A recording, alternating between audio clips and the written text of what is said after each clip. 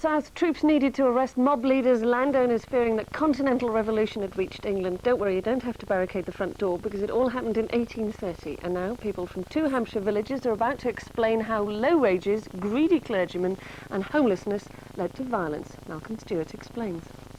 Every year, thousands of visitors cross the Dean to visit the churchyard where the great naturalist Gilbert White lays buried.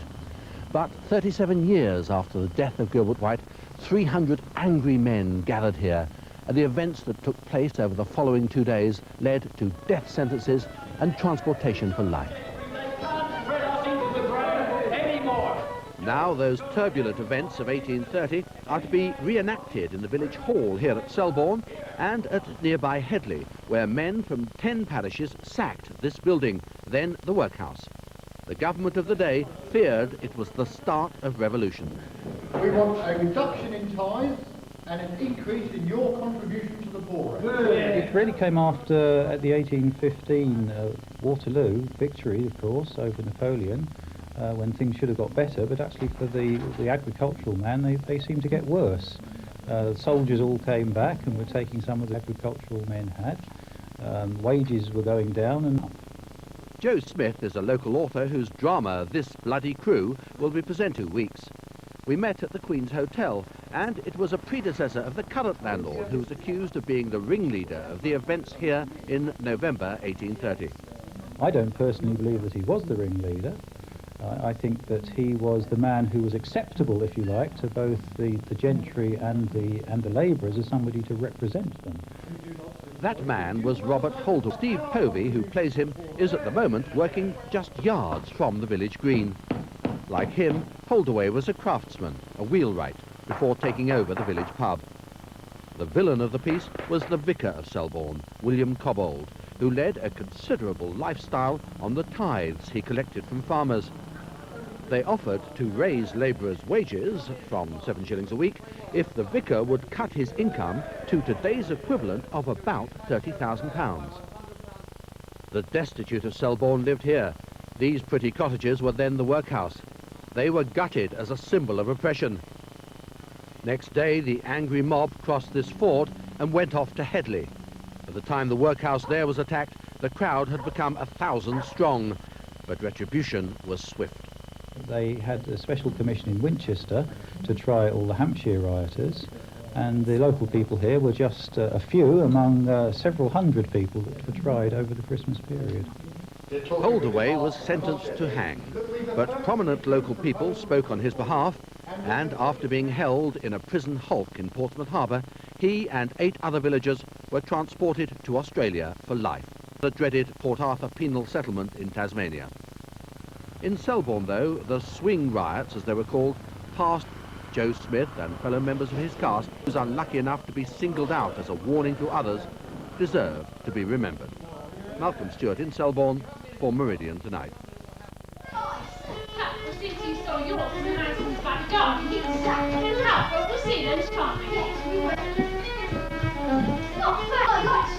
Evening. All right there? It's there. Hey, sir. Oh, look, it's so smelly. Yeah, Smelly's a traitor. Smelly's a snitch. No. Smelly's a Judas. No. No. Judas. No. Judas. No. Judas.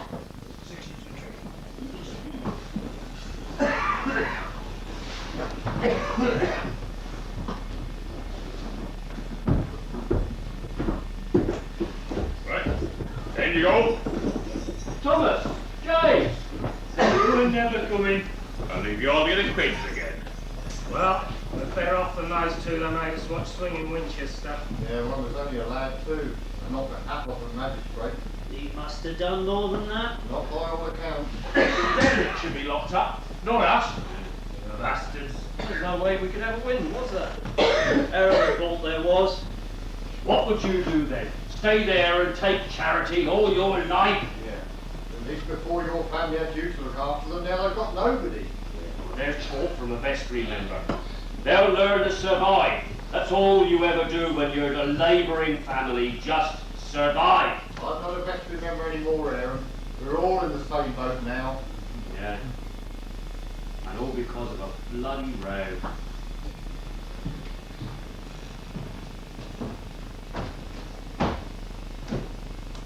William Cobbett, 7th of August, 1823.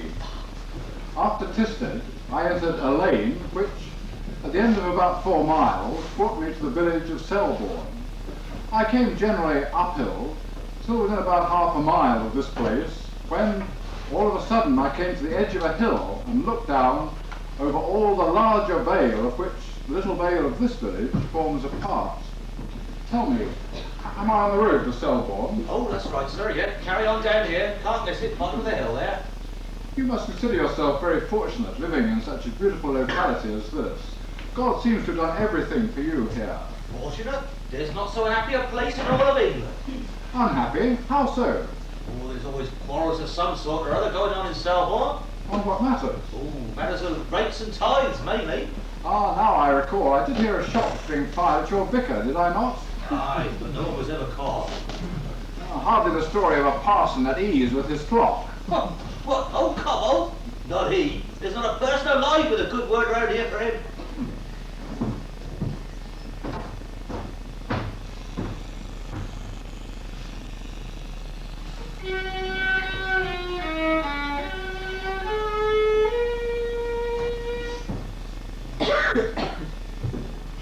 I tell you, Charles, that man Cobbold, he'll have to go. Easier said than done, Timothy. Only Magdalen College can get rid of a vicar here. Or a bullet. Aye. He's as stubborn as a mule. And he's arrogant to boot. Well, he certainly keeps his distance from the rest of us. And we from him. The vestry meetings that we hold him in the compasses. But it's no distance from the It vicar. hardly helps when we want to discuss right tithes and rates with him. Well, he'll have to discuss them sooner or later. Villages, it's about to explode. The village has been about to explode for years. 2 disastrous harvests, rising prices, no relief on the taxes, And there is too much going to the church.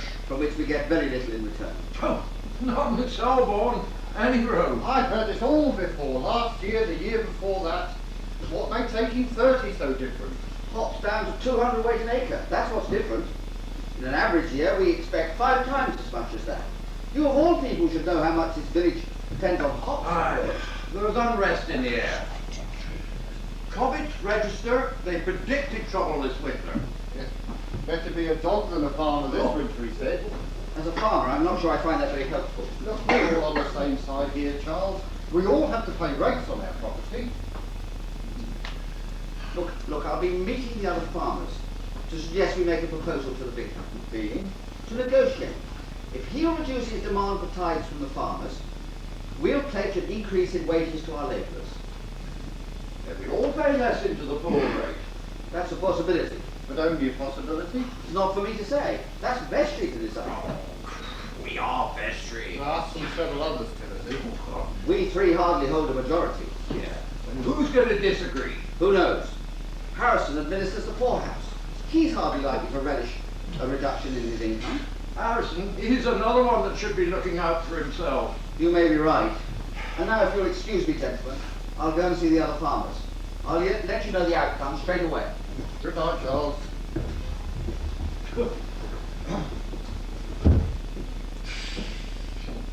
I could let you know the outcome now. You're a pessimist, Timothy. A pessimist, is it?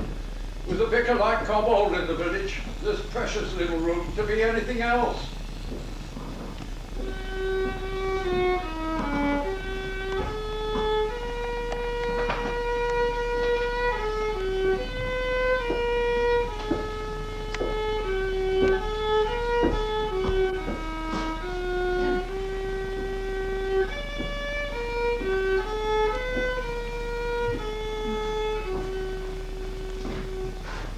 So I say to you, brethren, pause in what you are doing and consider the dire consequences of your folly.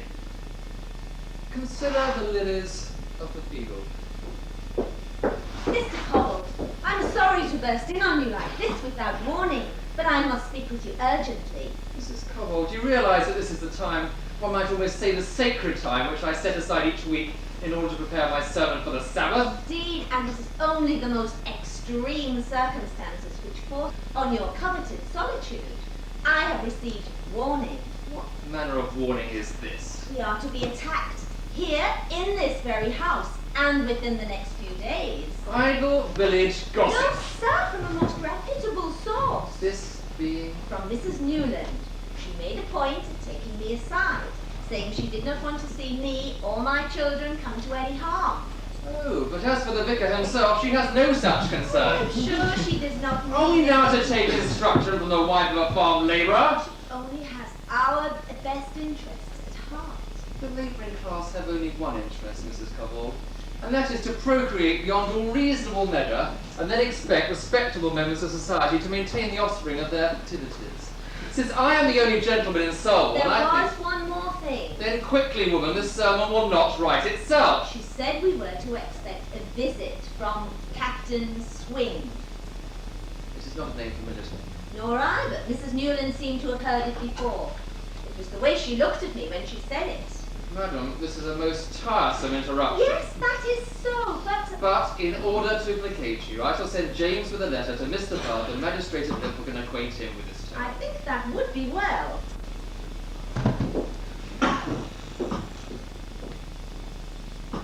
How has this living become such purgatory? It seems my very life is threatened each day I remain here. I shall buy myself a mastiff for protection. A mastiff with a neck as thick as a lion's. Consider the lilies of the field. I think not. Consider the garden.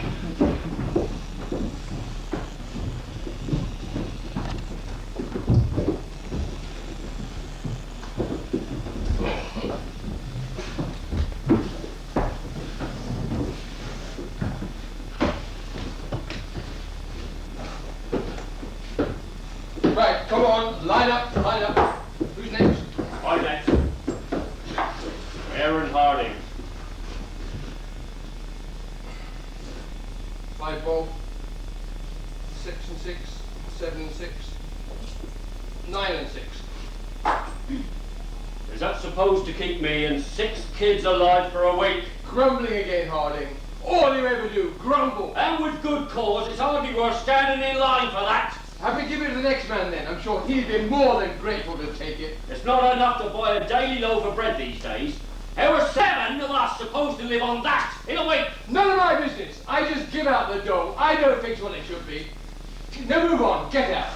Some of us are going to go round and see the farmers then and make them raise their wages. I'd strongly advise you not to do so. You don't have to live on 9 and 6 a week, do you? It's all right for you to say I strongly advise you not to do so. You'll regret it if you do. You're under arrest. Right.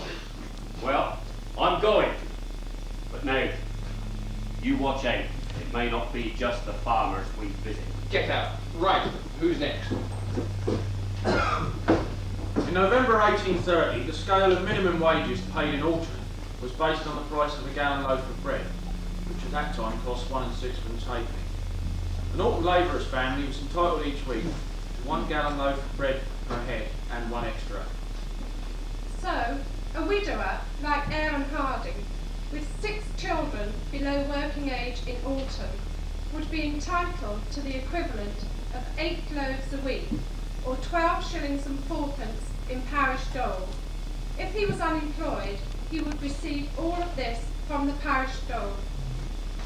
If he worked, he could earn around 8 or 9 shillings a week from his employer. Then only the balance would be paid from the parish dole. In other words, whether he worked or not, he would receive his 12 shillings and 4pence a week. No more, no less. It was a poverty trap from which he could not escape. Minimum wages in Selborne appear to be even less than those in Alton. Records show Aaron Harding, 3 years earlier, receiving just 12 shillings a week for himself, his wife, and 6 children.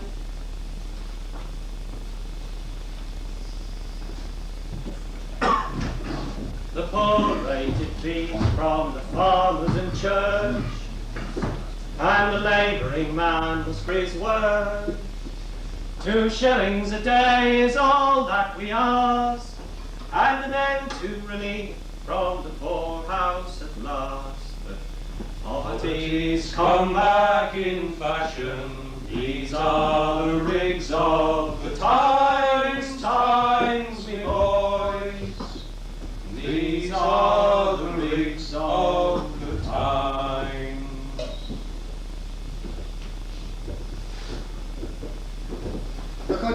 worried any more than you do, John. But there's news of rising succeeding in other parishes. We can't ignore it.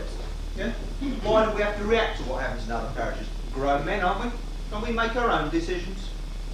I'll tell you this, taking action now is just going to bring pain and misery. There's already pain and misery. Folks can't sink any lower now, they've got nothing left to lose. We should use our strength. All rise together and teach that gentry a lesson they won't forget. Well, you're talking with your heart now, not your head. We've a perfectly good proposal to put forward. And we can put it without the need for violence. Yeah, we're survivors in this village. Look, just because I mean to stand up for myself doesn't make me a hothead. I can be as reasonable as the next man. Yeah, so long as the next man agrees with you. Now you see here, John Newland. Look, let's not argue between ourselves. Let's look united when we present our case. Case? What's that? Lower tithes and higher wages. Fat chaps. And we'll be orderly when we present it. You've not a hope. Once the villagers sniff a chance to show their strength, the vicarage will be down before nightfall. Mark my words. I mark them well, John, and I hope to God you'll help us prove them wrong. That chance. Now come in. Welcome, Charles. We were just preaching caution to Aaron here. Good. The last thing we want is bailiffs and militiamen all over the village. Do you think it might come to that? There's no reason why it should, as long as there's no trouble. Precisely. The labourers' demand for higher wages is not unreasonable. Even I as an employer can see that. But I can't afford to pay them while the church continues to exact the same level of tithes from me. Yeah? Well, I've never seen a starving farmer yet. No, what am I saying? He comes in here pleading poverty, when I know for a fact he's laid off 4 men this year, and he's paying the best and the rest the bare minimum. And to control the weather, Mr. Hardy. And after 2 such abysmal harvests, there's little enough for me to sell. You farmers are a mollycoddle lot. Looked after by the powers that be, not like the rest of us. If the harvest is down, the prices go up and you lose nothing by it. You still plead poverty and take it out on the villagers. All I can say to that, Mr. Heath, is it just as well that your vision of finance isn't shared by those that run the country. Otherwise we'd all be the slaves of the French by now. Yeah, but John's got a point though. These things are regulated in the farmer's favour. As it put that. That political register. Law prohibits the import of corn till the price has risen to 80 shillings a quarter or something such. Just to line the farmer's pockets. That may be, John, but that is only one side of the coin. We're concerned on the drain in funds going tithes. The same tithe is expected of us, year in, year out, whatever the state of the harvest. In bad years, it leaves us very little money to play with. Little money? You've no idea what little money means. You've never had to scratch in the hedgerow for your next meal, or risk the gallows if you so much as trap a rabbit. Nah, nor you, John. No, thank God, but there's plenty of honest people who have. If I might say what I came to say. Please go ahead, Charles. I've agreed to see the vicar on behalf of the farmers and argue for a reduction in tithes. That chance. And in return, we'll raise the wages of our labourers to 12 shillings a week. Yeah, 2 shillings a day is what they're demanding. Yeah, but I suppose you'll be buying one of the threshing machines then, Farmer Pitt, and putting even more men in the winter work. Look, can we bring this meeting to order, please? One thing at a time, Aaron. So you're meeting the vicar, Charles, when? First thing Monday morning. You better not get there too early. He's a man of leisure. I'll be up when you get there. It'll do no harm to see that this time of year working men rise before the sun. You will let me know how it goes, Charles. I'll come as soon as the meeting is over. And now I'll leave you men discussing anything else you feel is necessary. Until Monday then, Charles. Honest a bit. Yeah, good riddance. Thank you, Aaron. There's hardship in your life, and here you are, trying to turn the protest of the poor into something that suits your own ends. Nothing of the sort, you know it. If we win, you pay lower tithes, or the poor rate. Yeah? If the mob gets out of control, there ain't going to be no winners. If we're better off than some, it's been through our own efforts, not through charity. Yeah, and one thing's for sure, with men like you in charge, us labourers won't get any justice. Well, we'll see where we all stand when the day comes, won't we? Good night, Tago. Well, I think that's it then. That's plots with Aaron, I might be. Don't make things worse. I can't make things worse than they already are. We're going to have to keep an eye on that lot. John will be the devil to handle. Amen to that.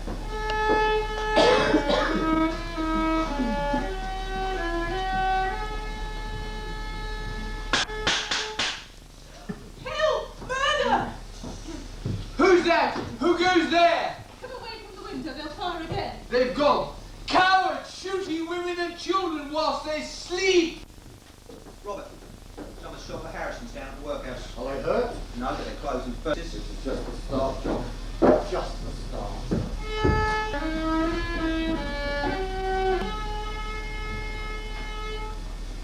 John, was that shots I heard? Oh, we're in for trouble, I'm afraid. Aaron. Aaron, for one. Seems to me he bears a grudge against the vicar, the workhouse, and the rest of the village. One man doesn't make a riot. But there's others. Aaron and his friends are just, running them up. Robert Holdaway's been trying to organise this protest, I don't know what times are coming to. Who was shot at? The Harrisons. They run that workhouse to line their own pockets. If I was them, I'd keep my bags packed from now on. I hope you can stop too much trouble. Well, we'll try. Robert's asked me to take the old horn along. Seen good service, that hall. Oh, I helped topple Bonaparte. Perhaps he can do duty near his home.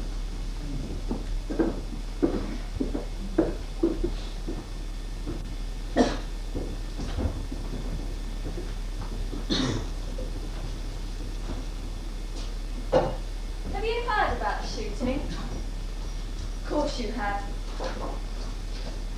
Do you suspect Aaron? Or John Heath? Or both? Oh! We've nothing left to offer the likes of Harding and Heath. So what are you going to do? Well, if we kind of avoid her out, at least we can try and control it. But why you? Well, who else would do it, Sarah? The farmers? Well, they'll watch events from the edge of the crowd and maybe give some encouragement. No more than that. Is that all? Their presence in the crowd could have a calming influence. I know, Sarah, but the penalty for right is heavy and they have much to lose. We all have much to lose.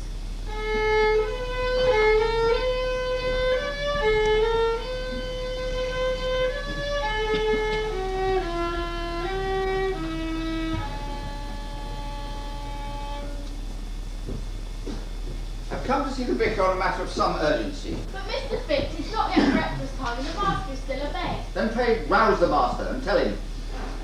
Ask him if he would be so kind as to give the orders. So early in the morning. It may be early in this household, madam, but the rest of the village has been up and about these last 2 hours. Yes, sir, I'll go and tell the master you're here. Mr. Fitz, sir. Mr. Fitz, what is the purpose of this boisterous intrusion at such an ungodly hour? Ungodly? Well, unusual, shall we say then? I do not have the habit of giving breakfast time interviews. Mr. Cobble, I come to you in good faith. I think I shall be the better judge of good faith in this village, Mr. Fitz. The purpose of my visit is simple. It is to negotiate a reduction in tithes on behalf of the farmers. As you are aware... I am aware of custom and established history, Mr. Fitz. It seems to me that a mechanism which has served so well and for so long to maintain the fabric of religion in this country should not be lightly set aside, particularly so early in the morning. We're not asking for it to be abolished, Mr. Cobble. Simply that the church should move to ease our difficulties during a particularly difficult period. Ooh, and when this so-called difficult period is ended, will you willingly concur to the re-establishment of payments back to the present level? I doubt it, Mr. Fitz, I truly doubt it. Reduce the tithes and we cut the very lifeblood from our living church. Maintain the tithes and you cut the lifeblood from your living congregation. As a yeoman farmer, Mr. Fitz, you command an imaginative use of words. We don't all have to be Oxford men, Mr. Cobble, to be able to express ourselves properly. Indeed not. I allow that others will rise from time to time to make their contribution.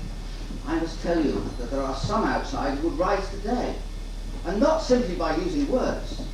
You are referring, presumably, to rumours of recent unrest in some distant parishes. I am, sir, but not so distant, getting closer by the day. I shall not ask how you came by such information, but would candidly observe that your manner seems almost threatening. Are you an outrider of the mob come here to extract contracts from me with menaces? Mr. Cobbold, my appearance at your door today is as a friend, and with the blessing of the yeoman farmers of the parish. Then it is unfortunate that you and your fellow farmers come at a time of such agitation.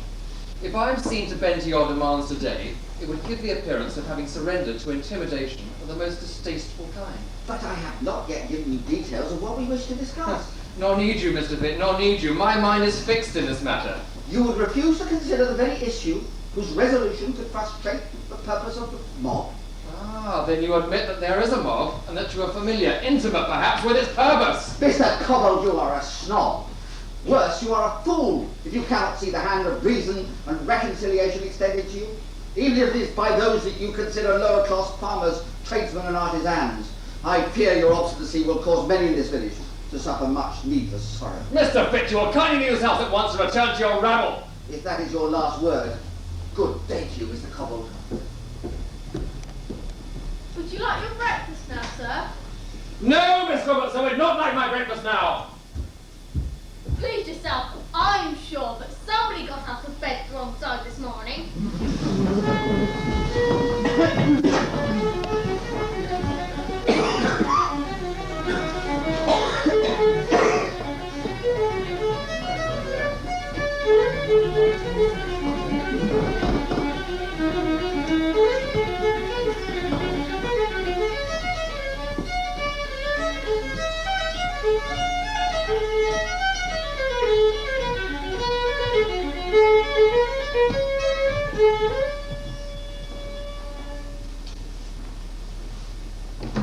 Right then, my lads, come on, let's get out. Come on, my boys, let's get into this lot and sort things out now. Go on, right now. Right, you, around every cottage in the village. Any man in them cottages, you bring them out. Join us here. Go on, get to it, get on to it. Not you, Thomas. You and me have got other business now. We have? Ah, there'll be certain visitors from other parishes here today.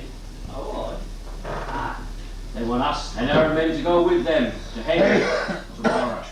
you think they will? Only if we persuade them, Thomas. You see, our men, they only see Selborne. They don't realise they can be part of something much bigger. If all the labourers in all the villages was to rise up together, the gentry wouldn't stand a chance. I'm not sure if Holdaway and the others would agree with you. Small-minded, Thomas. No imagination. Speech making again, are we, Aaron? Well, I suppose you think you're in charge here today then, do you? Well, somebody has to be to keep you and your kind in check. His lordship talking, Thomas. Hey, come on, we got some business the other end of the village, don't we? Yeah. Come on then. The cooler folk out. Yes, blow your horn, John. Bring them here. Come on, gather round, lads. Gather round. Why, you're looking right smart today. Well, we're dealing with gentry, you've got to dress nice. They ain't take no notice of us between their scruffy like. They wouldn't take no notice anyway. Look, you just leave the talking to me, but be behind me there at the vicarage to back me up. Aaron thinks this is the work first. Oh, he thinks Harrison should be taught a lesson. He's only doing his job, is Harrison. Living off our money. He's a bloodsucker. We'll get him first, then the vicar after. What do you say, lads? Yeah, look, I'm not here to lead a mob of ruffians, John Cobb. Well, then stay away, oldie, because we're resolved to break the workhouse and Harrison with it. Our quarrel is only with the vicar. Your quarrel might be. We want to get Harrison out. And the workhouse down. What do you say, lads? Let's get to it. No, not follow. Catch up with the leaders. Stop them for God's sake, John. Stop them.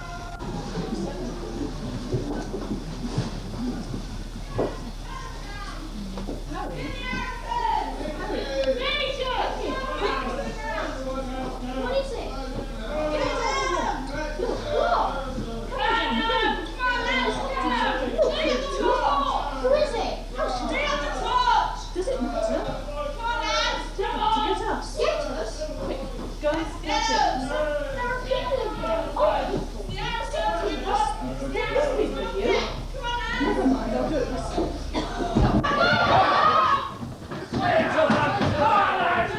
We'll have no burning here. Inside the bonnet then, oldie. We'll be up to these, surely. This'll be thirsty work. Women and children in there, and we'll have no burning. We'll have that house down. We'll not hurt the innocent along with the guilty. We come to get you, Harrison. Yeah. Do you want the poor dog in our meshes? Wait till you, Mr. Harrison. Where's he? Wait, she won't come out with you lot here. Let me talk to them. Harrison, we want to talk with you. Yeah. husband? He's away on business. I think you'd better get out of there. We've done no wrong. Well, there are people who think quite differently. I think you'd be sensible not to argue with them. Not to look after the poor. You look after yourselves, not the poor. Fat pigs. I think you'd better come down. No, they'll tear us to pieces. Not if I talk to them, they won't. Let's start now! Give her a couple of hours to pack her things and move out. A couple of hours? We want to get in there now.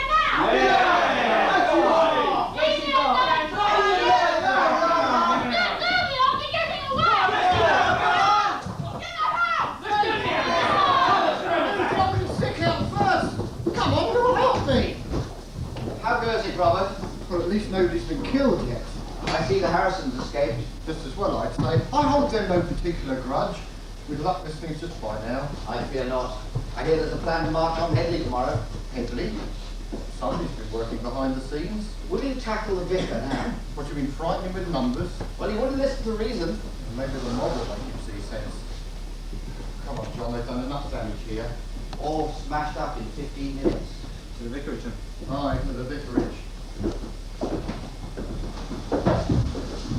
Vicar Cobbold, are you at home? Not the dog, I'm a dragon out. No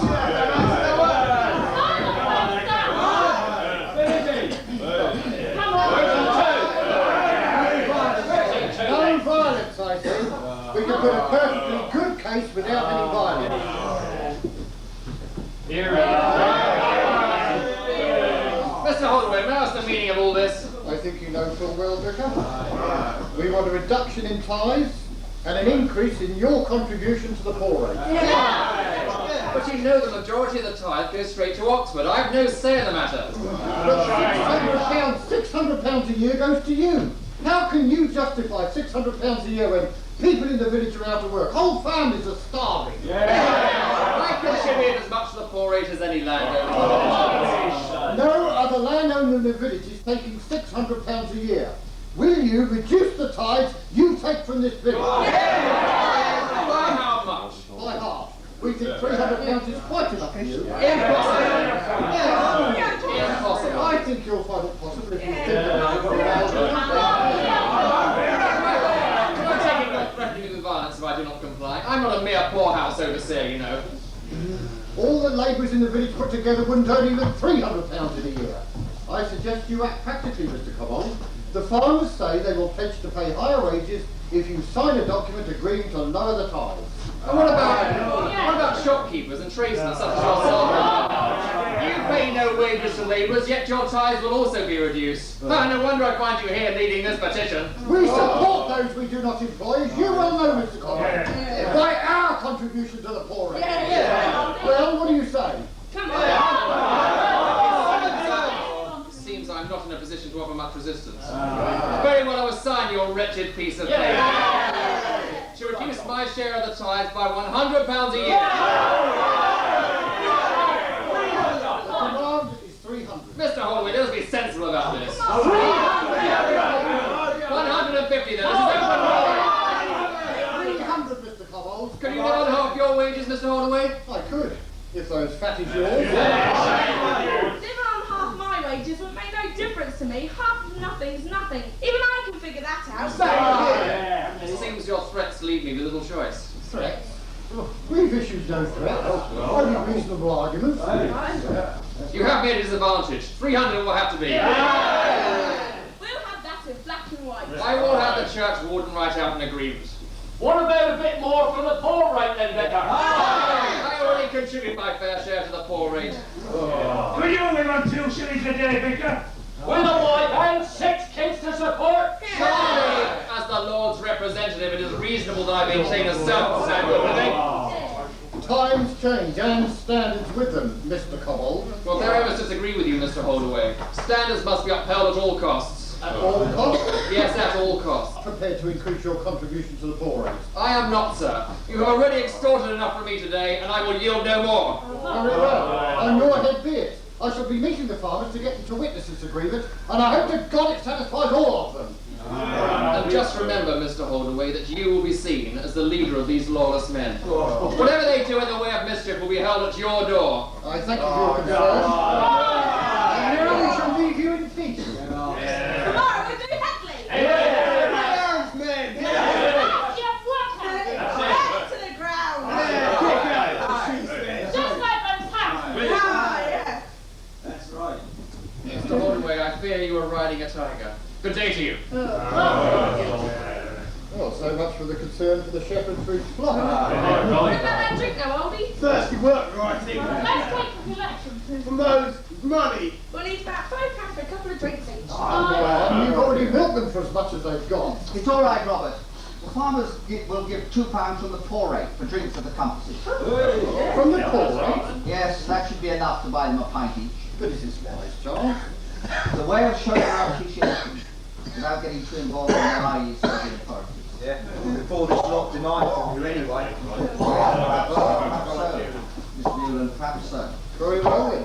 A drink for each of you at the compasses and it's on the fire!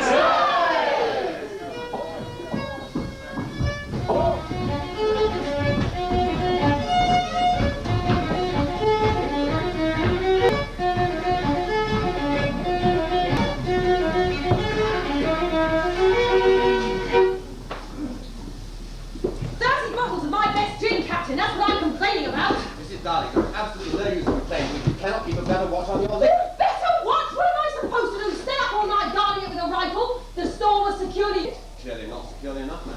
Oh, well, enough to keep normal roads out, but your troops use military equipment to break in. The outcome of your lack of security is that my entire detachment of His Majesty's Dragoons, sent here to help quell the unrest in these parts, has been decimated in a single night. Drag themselves senseless on my gin and needed stomach pumps this morning to save their lives. Oh, there's military discipline for you.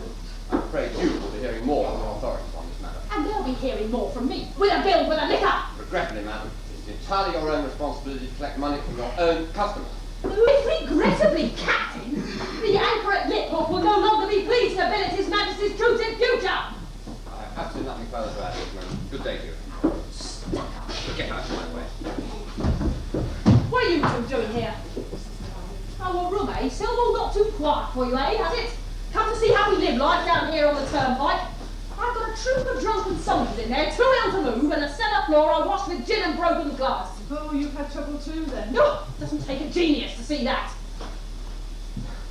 Well, what are you two doing here anyway? We've been thrown out of the poorhouse. Thrown out? Who by? The mob came led by Robert Holdaway.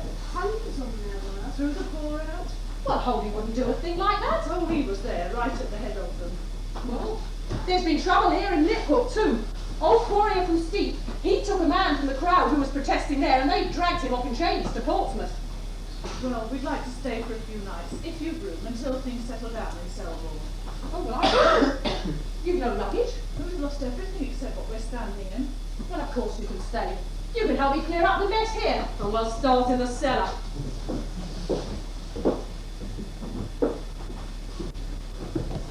But why me, Charles? I mean, there must be somebody else you can find. Nobody else we trust, Robert. You're well known in these parts, and well respected too. You know, I'd willingly go on my own to collect other signatures of support. But the mob won't hear of it.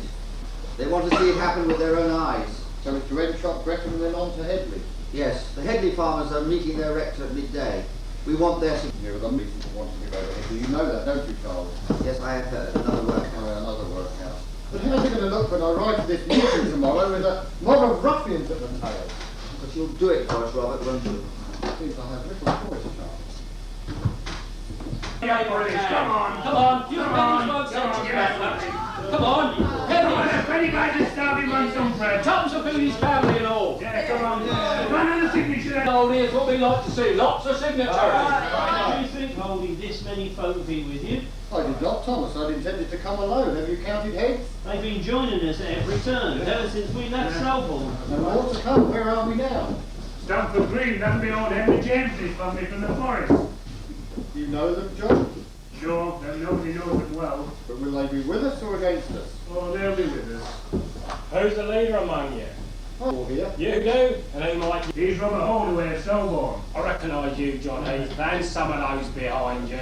You know our purpose? Aye, I know your purpose all right. You'll join with us then? Aye, I'll join. There's a few more here that'll be joining too.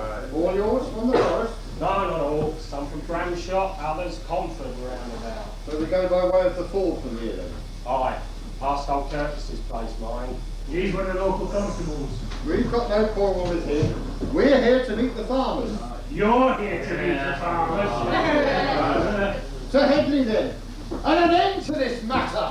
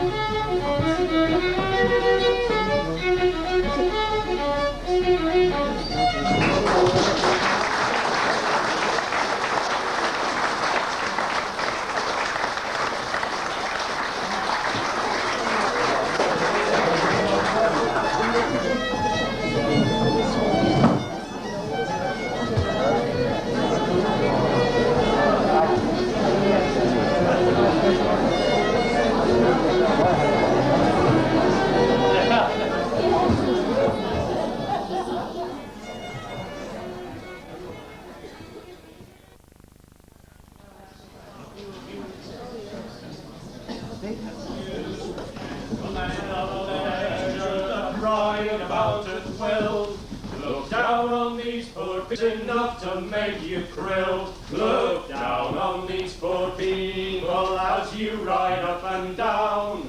I swear if there's a God above, he'll bring your bride. You tyrants of England, your race may soon be run.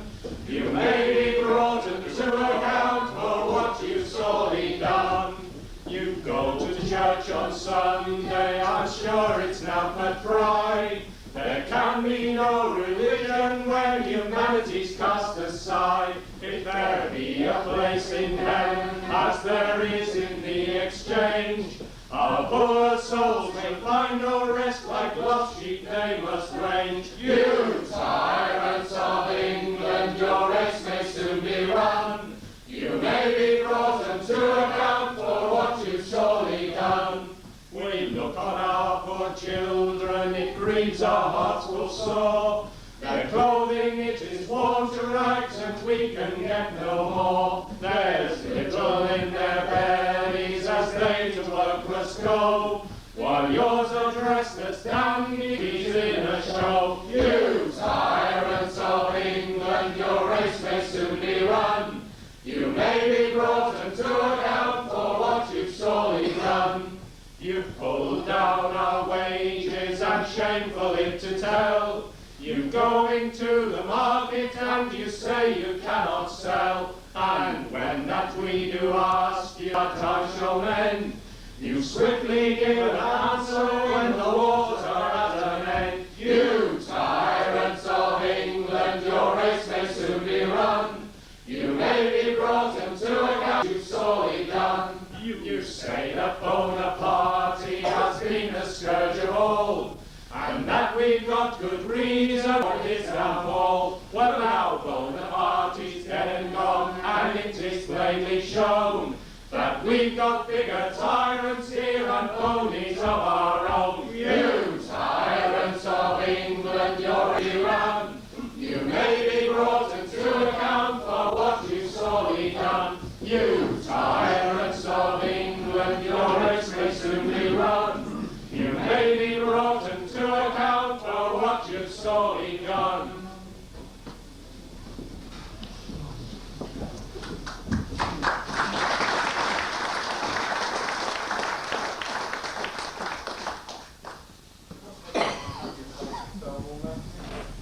Can you show me any happy village at the moment?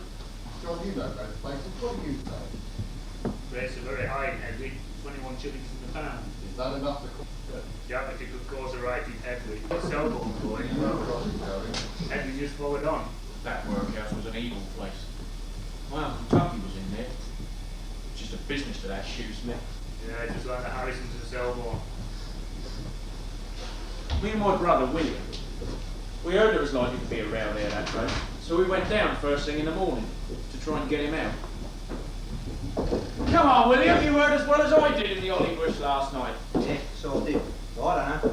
Don't know what? Don't know that our old uncle might get hurt. They'll not let us take him out, that shoesmith. He's a right stickler. There'll be trouble all right if he doesn't, you see. Yeah, you'll be in trouble yourself if you don't get on with that job on the rectory. A job on the rectory can wait a while. Then their men from London are all right without me. Besides, isn't our uncle more important?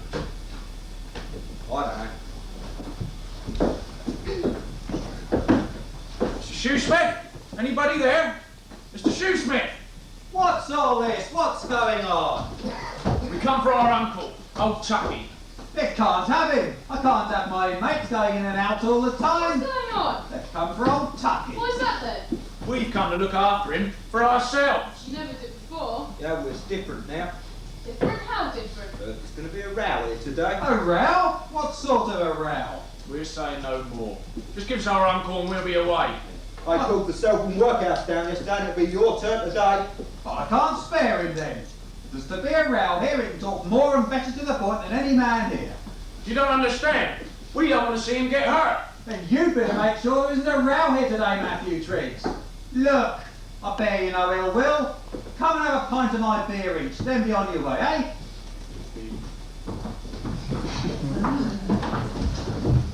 My eye. I recollect so well the day they pulled the workers down. The mob went round everywhere, to all the houses. I had the shop up here by the holly bush and they came to me. And I gave them, I think it was 7 loaves and some cheese. My name is Tend. I'm a painter and paper hanger from Kennington, London, and I was at work with some of my men at the rectory at Headley on the 23rd of November. Some men came to us that morning. Matthew Triggs and his brother were there. They told us that me and my friends must go with them to Headley Green. Gentlemen, you must come with us. We will not. This affair has not... If you don't come, we'll set light to the rectory. I went out to consult Mr. Dickinson, the rector. When I did, the mob surrounded me. They said they'd murder me if I attempted to get away. I did not go after all. I'm deuced glad I have nothing to do with it. The foreman tried to persuade Triggs to go back to his work. No, Triggs, come back or it'll be the worse for you in the end. Not me, no way. Well, when the foreman found he couldn't persuade Triggs, he writes to London, the soldiers. He knew lots of languages, so he wrote in Dutch. They won't understand it, even if they get hold of it. The old gentleman, that's what we call the rector, he was living with the Bennets at Hill End while the rectory was under repair. He heard what was coming, and he popped down to old Mr. Eustace, you know, at Harford House. But they dragged him out, and his wife too, and they brought them all up to the green. And the women patted them on the back and said, "Aha, you'll come down 300, I know." Now, Mr. Dickinson, we feel sure that if the vicar of Selborne can manage to come down to £300 a year, you'll be able to survive on 350. It would appear, Mr. Triggs, that this document has been drawn up in advance by someone of education. Better than our village school can teach you, me. No, I mean no disrespect to Oxford's excellent school, but this was not written by an average hand. Well, that's not for me to say, Rector. Yeah, you signed it, and we witnessed it. All of us. Yeah. This is a dangerous mob you've assembled here. What do you intend to do now? These are just Headley people. Wait till you see the Selborne mob arrive. I said, wait till you see the Selborne mob arrive, Mr. Shoesmith. Oh, it was a mob. Ah, there must have been 2,000 of them. They came from all round. We saw them coming up from Stamford towards the workers, and one of them acts as leader. Halt! Mr. Shoesmith! What, Harvey, are you here? Yes, you better turn out. They want to pull the place down. But there's old people here and children sick with fever. They'll be protected and taken care of. What part of the house are they in? Up there in that room, do you see? Mark the windows. I'll take responsibility. You'll see to that, Henry. Eli, I'm glad to see you here. You're a respectable farmer in these parts. You can stop them doing this, can't you? James, I never heard complaint of ill treatment by you of any of the paupers in Headley Workhouse. I've done all my power to try and persuade the mob not to do this. But I've not succeeded. Have I, Mr. Holloway? I mean, you know harm. Nor your wife, nor your goods. So you better get out as soon as you can.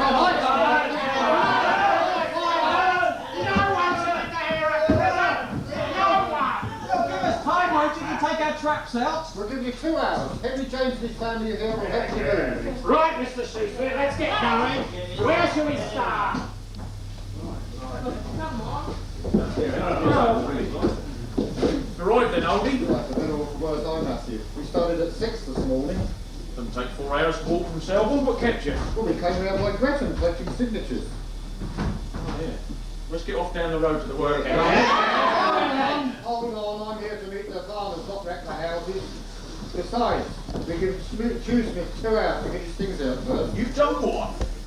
There's 200 people here waiting to get stuck in. 2 hours, I said. Henry James and his family are helping him move. That old crook. Shoesmith, they'll never see your stuff once that lot get their hands on it. You know him? Know him? He lives up in the woods with Lord knows how many in his family. Hundreds of them. Are you, Mr. Holloway, come with a petition on tyres from Selborne? I am. Well, you'd better come with me up to Hollywood. I'm meeting the farmers there to discuss the matter. You're attending a meeting in the park?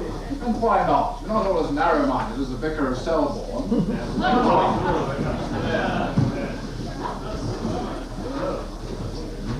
Well, what shall we do for the next 2 hours then? It's like Edley Fair here at the moment. It's for a bit more pressing and collecting around. Then they went round, begging all they could. I sees them coming, and I says to the missus, fetch the gun. I puts it on the counter, and they come to the gate, and I stands in the door. Oh yes, gun in my hand, I'm loaded. And I says, now, what do you want? An ounce of baccy, says one, and I says, here's the baccy, but you shan't have it without the money. I should have made a hole, the first one that came in. And he paid for the baccy, and they all went off as quiet as lambs. The mob came back in about an hour. That was midday. I was upstairs with my wife in the room where the mob rushed like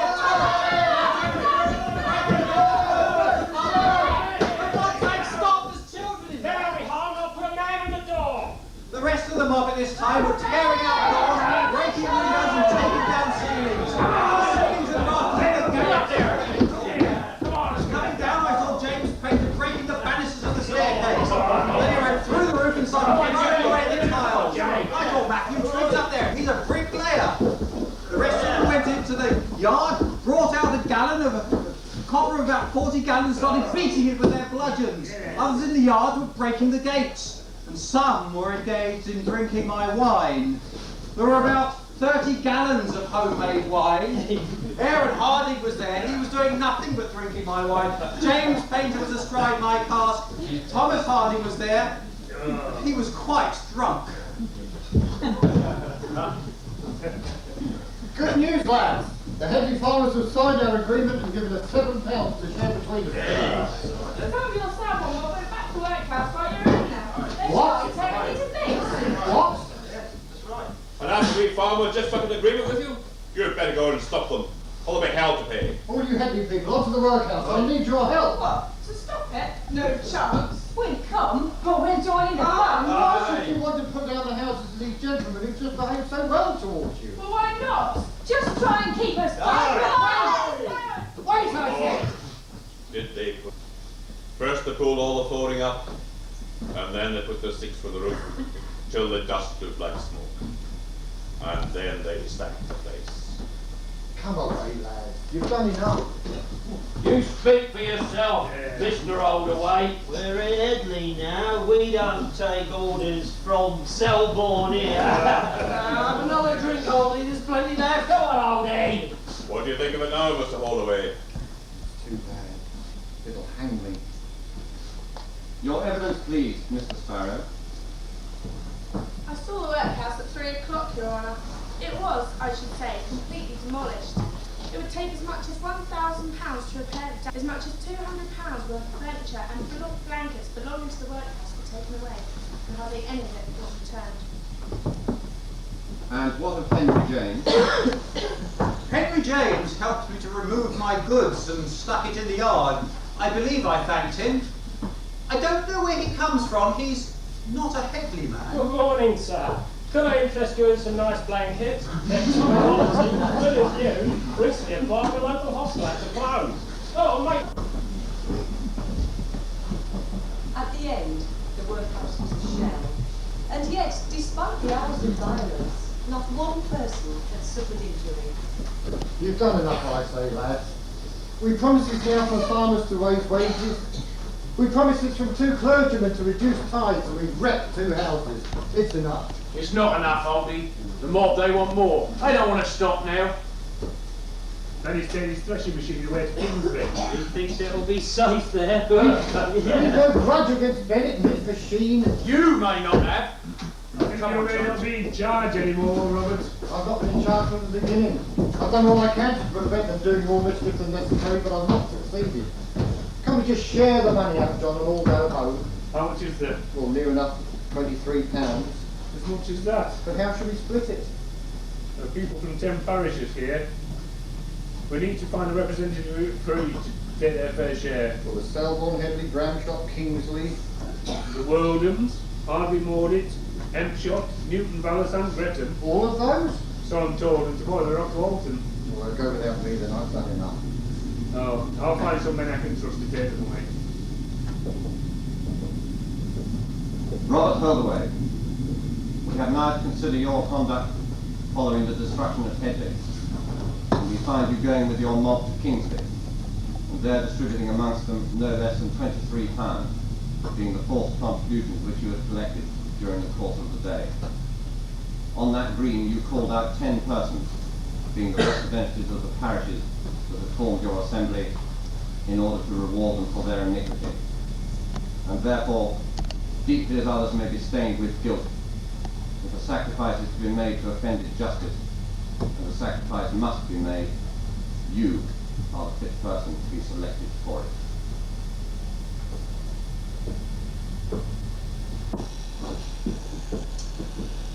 Well, old Mr.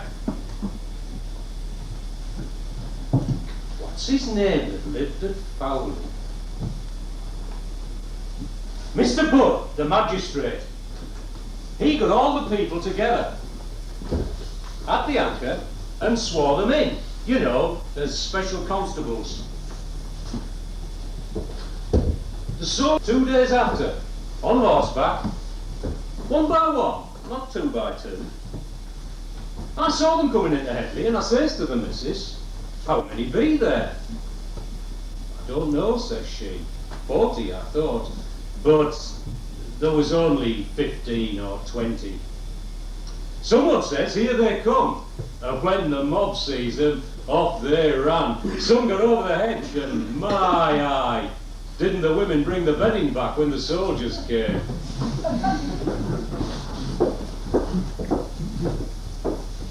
From Mrs. Henry Budd to Mr. John Bonham Carter, High Sheriff of Hampshire, the 25th of November 1830.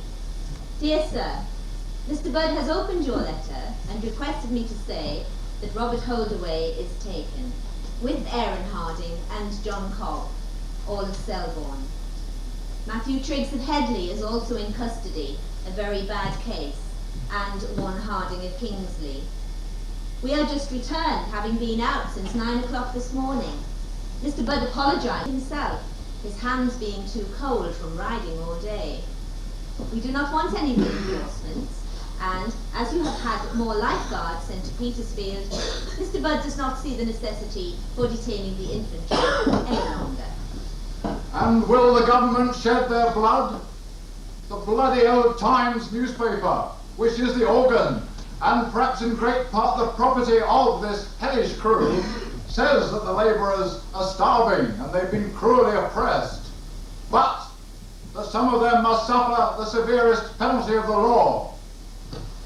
And so this bloody crew would have men put to death for using the only means left to save themselves from starvation.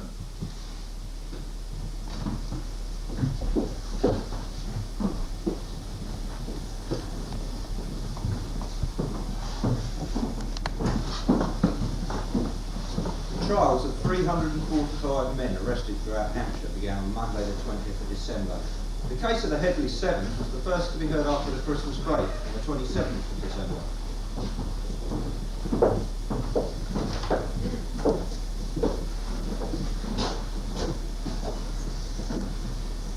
The court will now rise.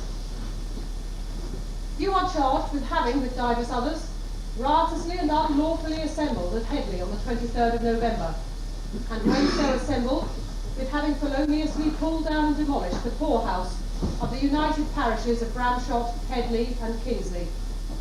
I call the Reverend Mr. William Rust Cobbold.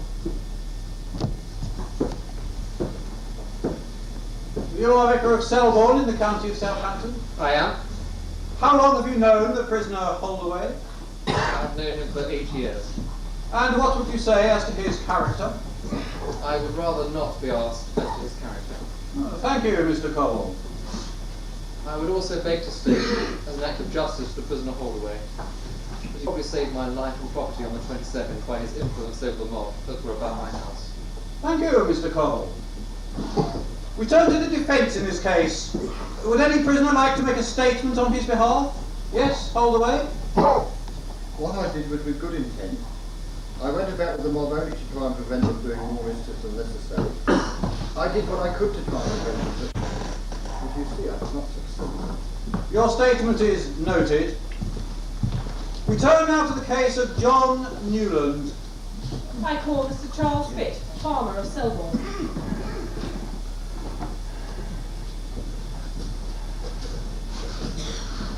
I wish it to be known, John Newland is, in my experience, a man of notable character, and his actions during the recent disturbances at Selborne were an attempt on his part to mitigate the excesses of the mob.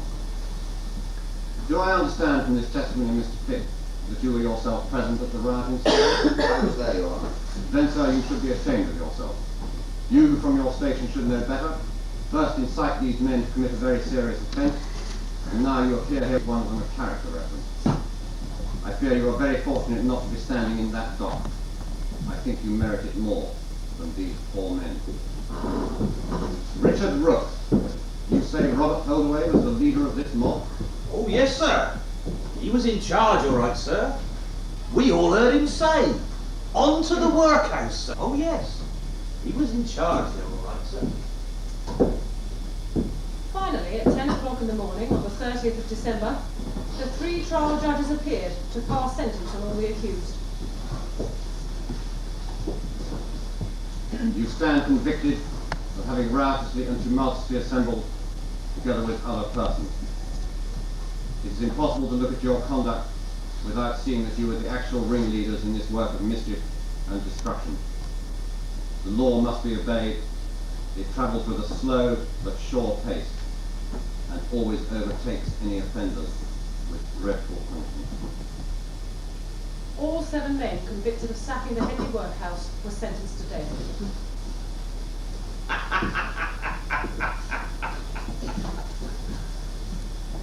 That Holdaway. I've done that bastard.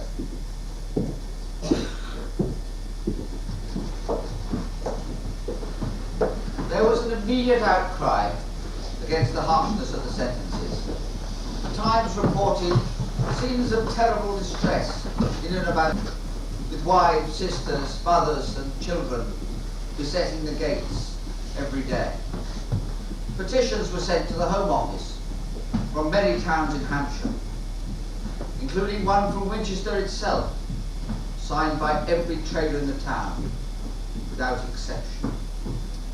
Due to this pressure, all but 2 of the Hampshire prisoners who had been sentenced to death, including the Selborne and Headley men, were reprieved, and their sentences commuted to transportation, mostly for life.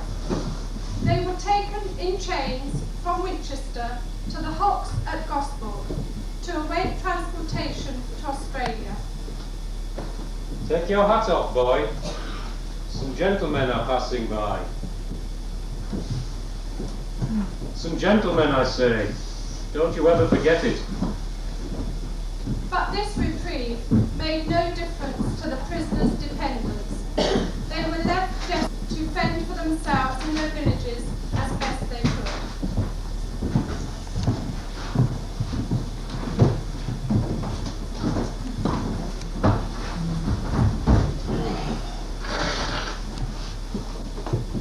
James Painter was never transported. After pardon and returned to live Kingsley. Of the others, Robert Holdaway, Henry James, Matthew Triggs, Aaron Harding and John Heath all sailed together on the Eleanor to New South Wales. Whilst Thomas Harding approached to Tasmania, none ever returned. Aaron Harding married again at the age of 55 and had 2 further children, Aaron and William, and we know of his descendants living today in New South Wales. John Newland was sentenced to 6 months hard labour. He returned to Selborne and died peacefully in his bed at the age of 77. The Reverend William Russ Cobbold stayed on in Selborne for another 11 years, but acquired a huge mastiff for his protection. Wages in ground jobs were raised, at least for a while, to 10 shillings a week. Whilst people in Headley were given small plots of land, forerunner of the modern day allotment. And all this happened 3 years before the Coal-Puddle martyrs, who were all given less severe sentences and who all returned home after much shorter periods of transportation.